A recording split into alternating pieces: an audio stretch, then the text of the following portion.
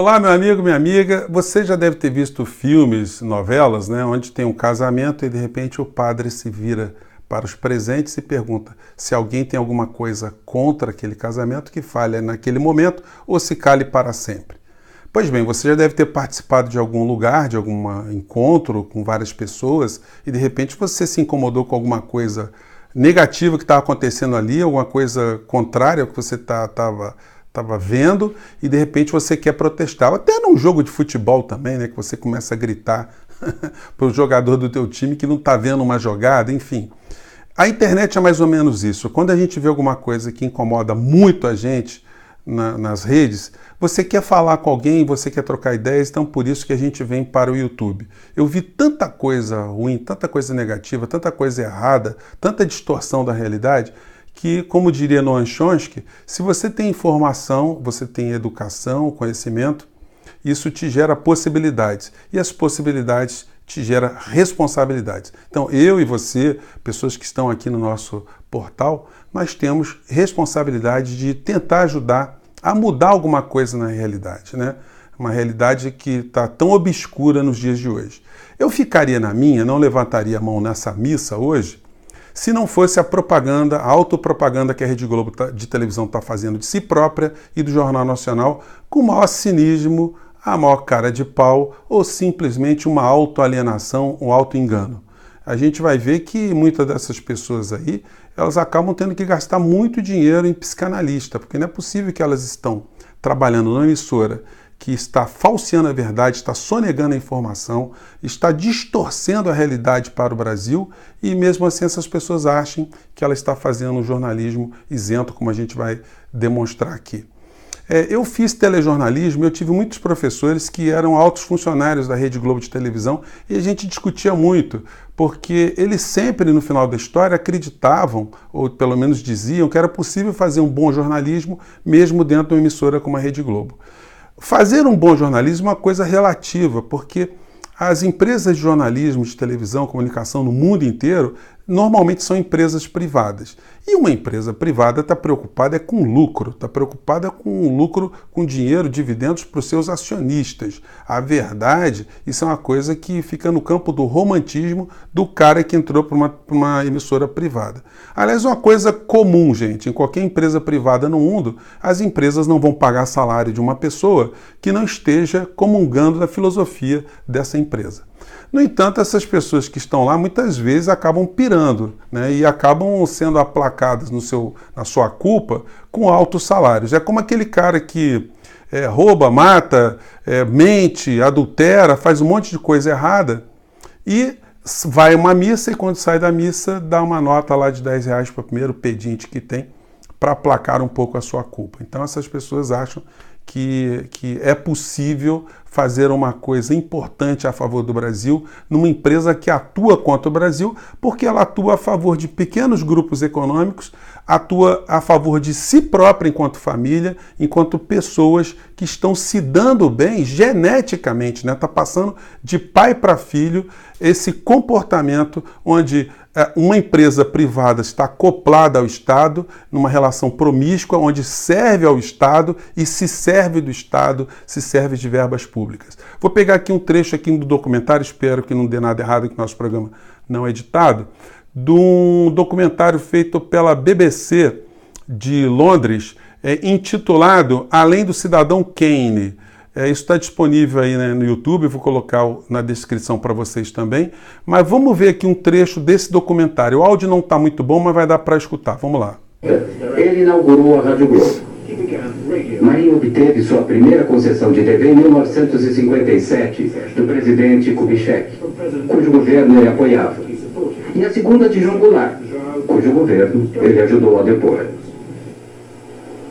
O Globo. Esse aí que vai falar agora é o Armando Falcão, ex-ministro da Justiça da ditadura militar, um homem da linha mais dura, né, da ditadura que caçou direitos políticos, fechou partidos, caçou pessoas com C cedilha e com 2 S's, caçou militares, intelectuais, artistas, músicos, professores, enfim, a geração que estava ali ebulindo no pensamento. Vamos ver qual é o depoimento dele com relação ao que fazia e como agia Roberto Marinho. Vamos lá. Tinha uma posição de apoio aos governos revolucionários, porque o jornalista Roberto Marinho apoiou a Revolução de Março de 1964 desde antes de ela eclodir. Ele foi revolucionário de primeira hora e continuou, portanto, como revolucionário, a apoiar os governos da Revolução. Embora ele... Olha só, o Roberto Marinho, ele, como diz aqui o Armando Falcão, ele apoiava o golpe militar desde o golpe ser praticado. Nas revelações das conversas do embaixador norte-americano aqui no Brasil com o presidente norte-americano da época, ele se reportava, ele dizendo, olha, nós temos aqui o Roberto Marinho que está nos ajudando. Então, o Roberto Marinho ajudou, conspirou a derrubar um governo democrático. O jornal o Globo, do dia 2 de abril de 1964, eu vou colocar a descrição para vocês aqui, ele é escrito pelo Roberto Marinho, onde ele exclama, ressurge a democracia. Como que ressurgia a democracia se a Constituição democrática brasileira estava sendo rasgada, jogada na lata do lixo para se implementar no Brasil uma ditadura militar sangrenta? Ele dizia o seguinte, vive a nação dias gloriosos, porque souberam unir-se todos os patriotas. E vai falando dessa história toda. Mais à frente, a Rede Globo de televisão, fundada em 1965, um grupo pelos grupos norte-americanos, com dinheiro dos grupos norte-americanos, Time Life, com uma verba, gente, para vocês terem uma ideia, eles receberam dólares que davam para construir 20 redes de televisão das que já existiam no Brasil. Então, foi um dinheiro forte, veio para cá uma pessoa para tomar conta, né? O senhor Joey Wallach, que era um americano que não falava nem espanhol nem português, veio para tomar conta do dinheiro e da estrutura da Rede Globo de televisão, e ela vai crescendo como um cogumelo, e quando chega em 1969, que surge o Jornal Nacional, que está completando 50 anos agora, surge, mas não surge num ambiente muito melhor, não. O que leva um empresário a criar uma televisão no meio de uma ditadura sangrenta, que caçou todo tipo de pensamento? Em 1969, nós já estávamos há alguns meses diante do poder da tutela do ato institucional número 5, que é de dezembro de 1968. Esse ato institucional, gente, olha a barra pesada dele.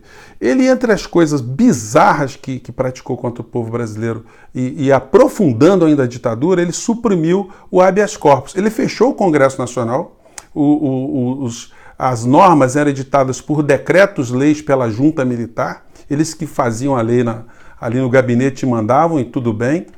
Então, esse ato institucional extinguiu o habeas corpus, gente. Isso para vocês verem a gravidade da coisa. O habeas corpus, que é um remédio jurídico que é praticado toda vez que tem uma prisão ilegal. Então, as pessoas eram presas, eram sequestradas, eram desaparecidas e sequer os parentes podiam impetrar um habeas corpus, porque o Poder Judiciário não podia nem apreciar, porque o habeas corpus estava fora do sistema. E é nesse ambiente que ludicamente surge o Jornal Nacional, mas é óbvio que o Jornal Nacional não vai contar essa história para você, que eu estou falando aqui agora, nesse contexto. E a partir daí o Jornal Nacional ele se transforma no porta-voz do governo da ditadura militar.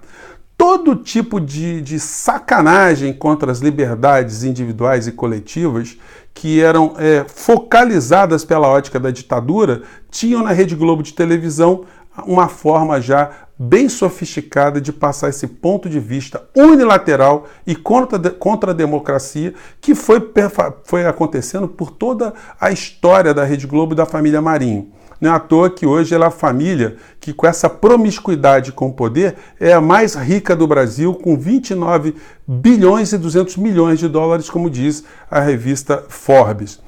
A TV Globo continua atuando contra a democracia e contra os seus desafetos, porque, inclusive, em 1982, ela tentou sabotar e fazer com que a candidatura de Leonel Brizola não fosse vitoriosa no escândalo chamado escândalo da Proconsult. Em 1984 e 85, ela simplesmente sonegou a informação que milhões de brasileiros estavam indo há semanas para as ruas pedir a volta das eleições diretas para presidente da República.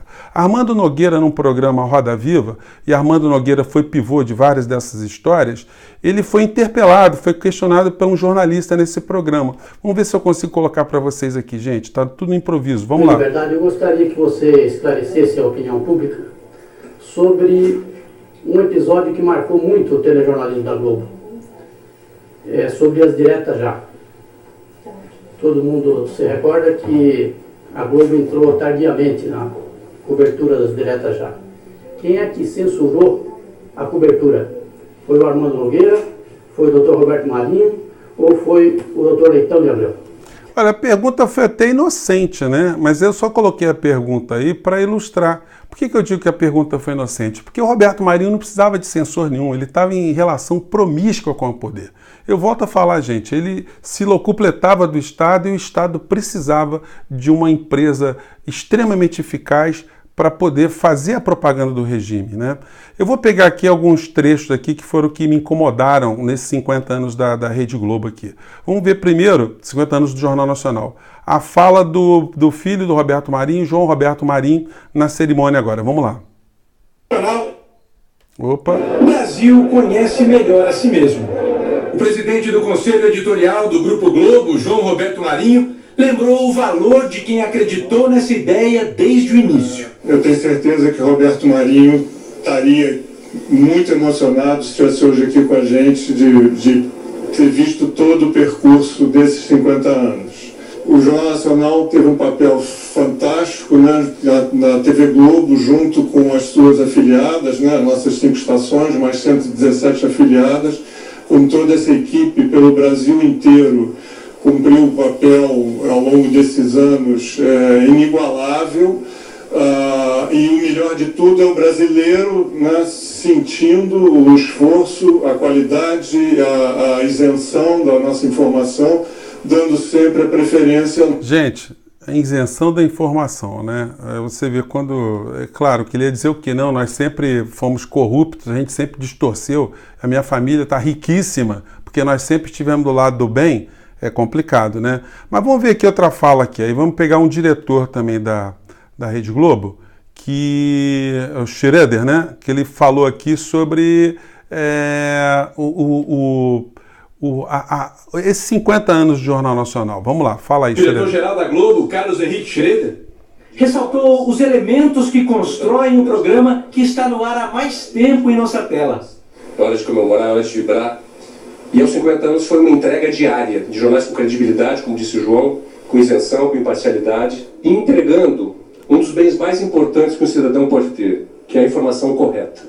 Gente, aí pior que o seguinte, né? Os caras, será que acreditam nisso mesmo ou estão dando um migué ali porque sabe que vai aparecer no Jornal Nacional, né? Mas vamos ver aqui o que falou o William Bonner. William Bonner que também é a cara do Jornal Nacional, né? A cara da Rede Globo de televisão. E vamos ver aqui como é que ele avalia, como é que ele entende esse papel do Jornal Nacional e do que eles fazem ali à frente do Jornal Nacional. Vamos ver aqui. Fala, Bonner. Vamos lá, opa.